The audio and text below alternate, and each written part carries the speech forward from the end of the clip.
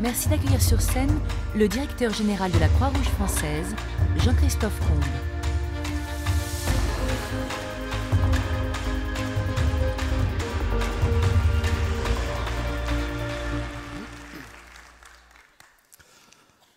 Bonjour à tous, on va y aller. Ok, c'est un peu particulier comme fond d'écran. 2019, vous le savez sans doute, a été la deuxième année la plus chaude de toute l'histoire de l'humanité, après 2016. En 2016, justement, la Sibérie a connu un été particulièrement et anormalement chaud. A connu des températures jusqu'à 35 degrés qui ont conduit à la fonte du permafrost.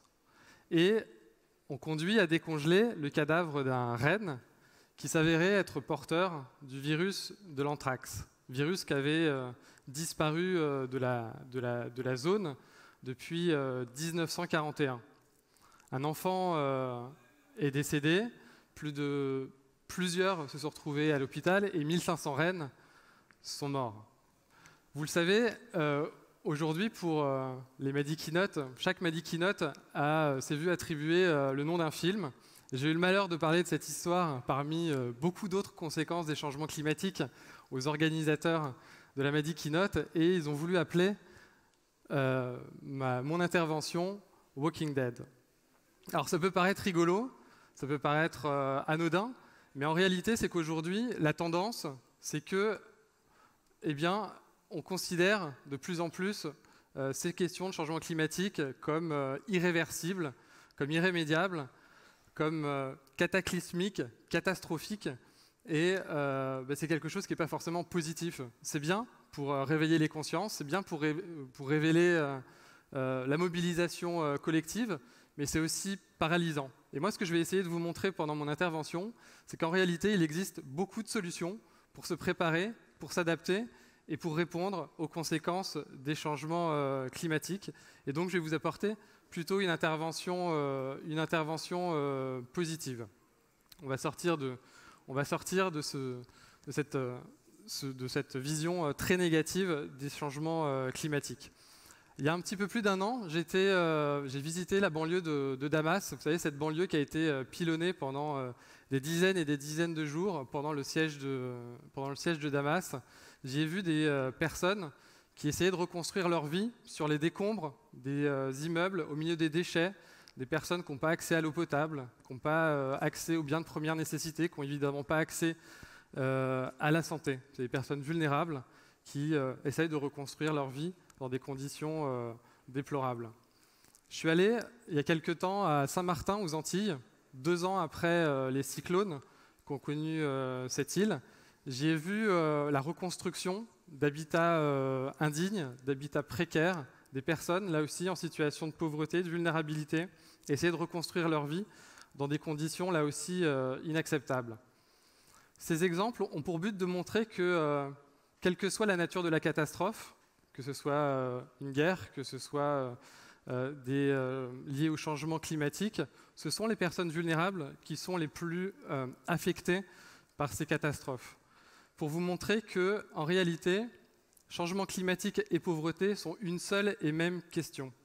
C'est une question d'humanité, c'est l'un des principes fondamentaux de la Croix-Rouge française, que de pouvoir accompagner les personnes vulnérables face à ces changements climatiques. C'est eux qui, le plus souvent, payent le prix le plus fort en termes de vie, en termes de santé, face à ces changements climatiques.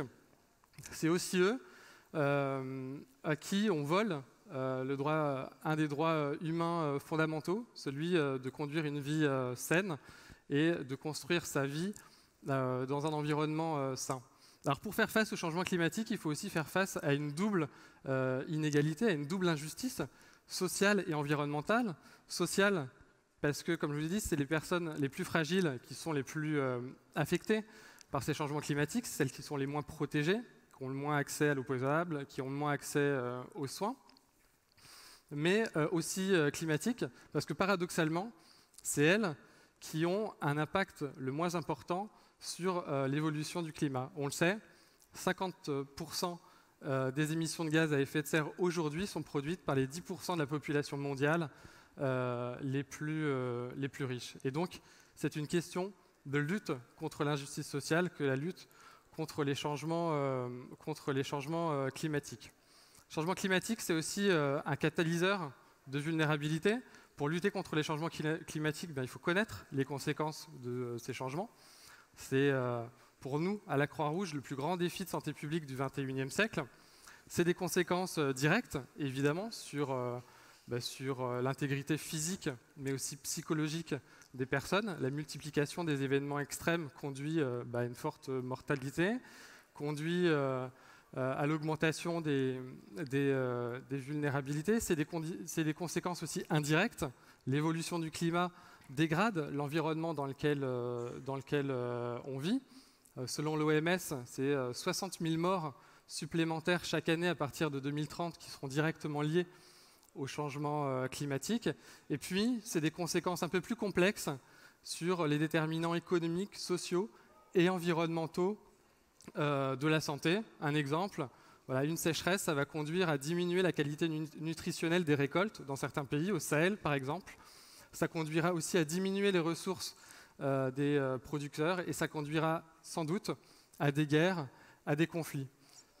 Les changements climatiques conduisent à des conflits, que ce soit des conflits liés à l'accès à l'eau.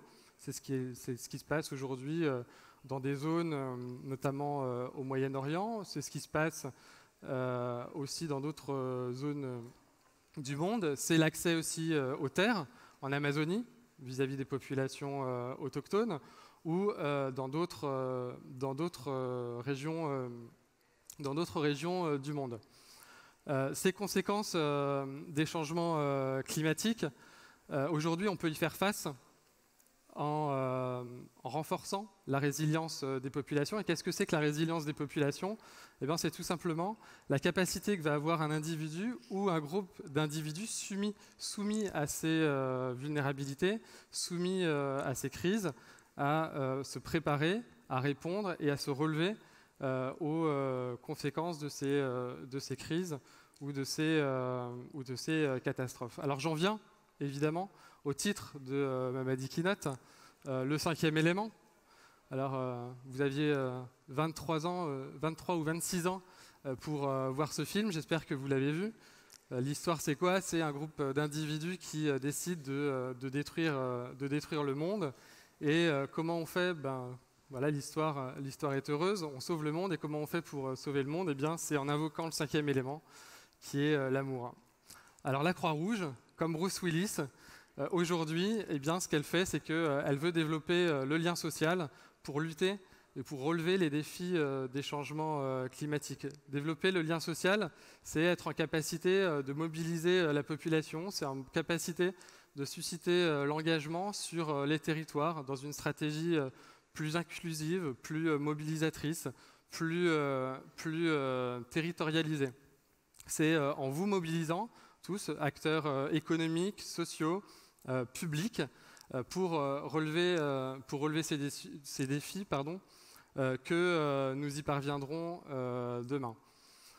Je voudrais revenir un instant sur l'impact financier de ces changements climatiques, ou parler aux financiers qui sont dans la salle.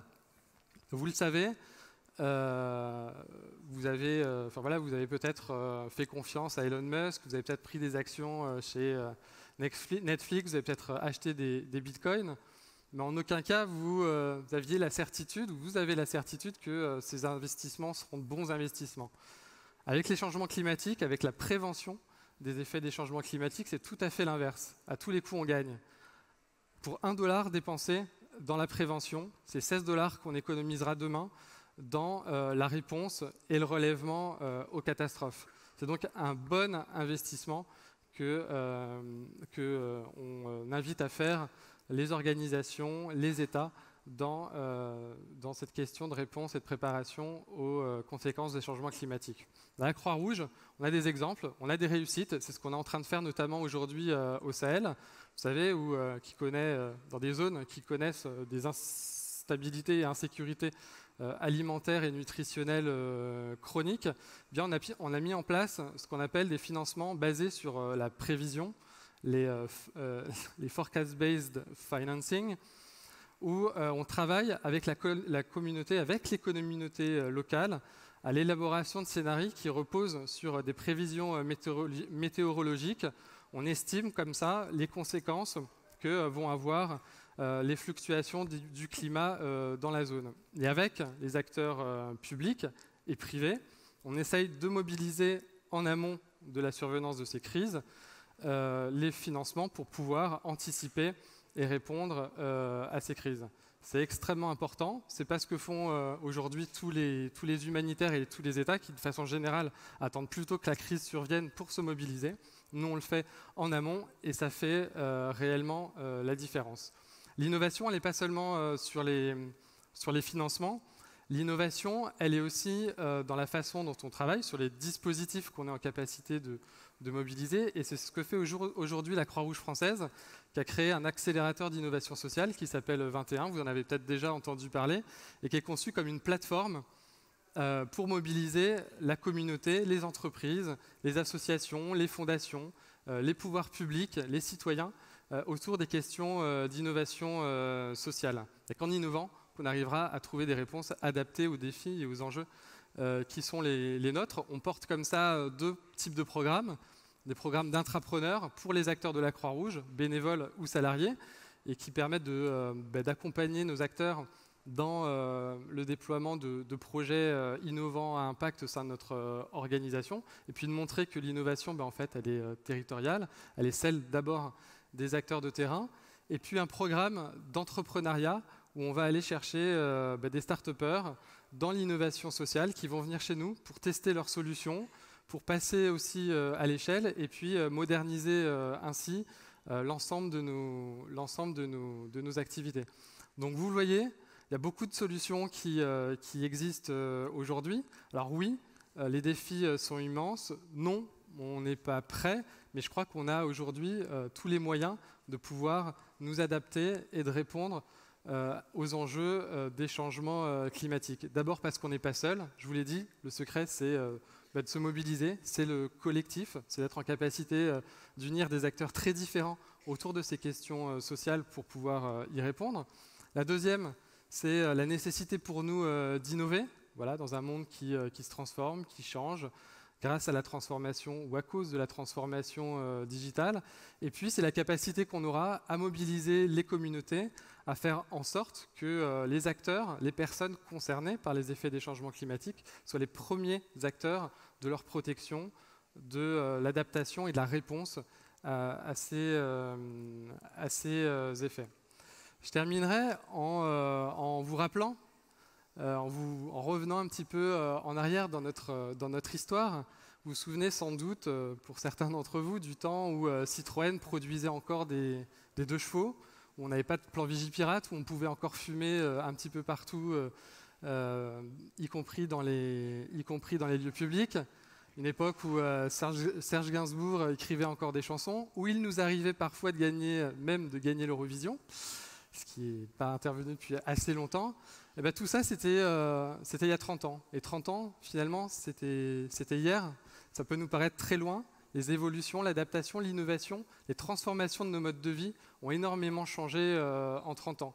Aujourd'hui, l'ampleur des changements climatiques, l'ampleur de la façon dont on va devoir transformer nos modes de vie, la façon dont on va innover, nous paraît extrêmement éloignée, mais ça ne l'est pas tant que ça. On a le pouvoir de changer, de s'adapter et de se transformer. Alors aujourd'hui, moi je suis là voilà, dans un discours très positif pour vous inviter à y rêver, et plutôt que d'imaginer la dystopie que je vous ai montré au début avec Walking Dead, imaginons ensemble une utopie, celle d'un monde qui nous permettra de faire face demain à ces changements climatiques et à nous adapter. Merci beaucoup.